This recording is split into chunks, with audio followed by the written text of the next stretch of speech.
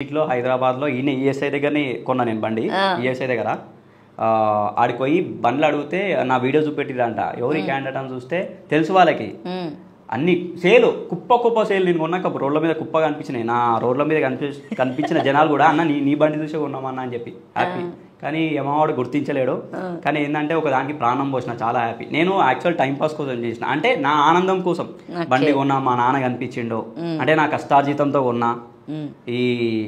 పిచ్చగుండ్ల అనేది actual caste కానీ నేను పిచ్చగుండ్ల తెలంగాణలో అంటే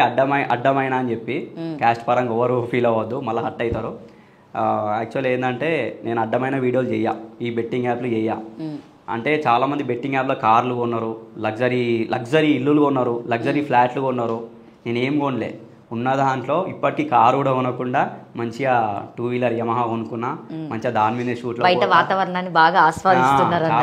సో దాని మీద అయితే మీరు క్లియర్ గా వీడియో తీసి పెట్టడానికి అవైలబుల్ గా ఉంటదనా ఇప్పుడు కార్లో వెళ్తే మనం అంత పర్టికులర్ గా తీయలేం వీడియో ఏదైనా సో విండోస్ ఓపెన్ చేసి మనం తీయాలన్నా కూడా ట్రాఫిక్ ఉంటుంది పెద్ద ప్రాబ్లం సో వెనక బ్యాక్ సైడ్ కూర్చున్న వాళ్ళతో వీడియో తీపిస్తారా లేకపోతే మీరే తీస్తారా మీరే వెనకాల కూర్చొని తీస్తారు మా ఎడిటర్ మా కెమెరామెన్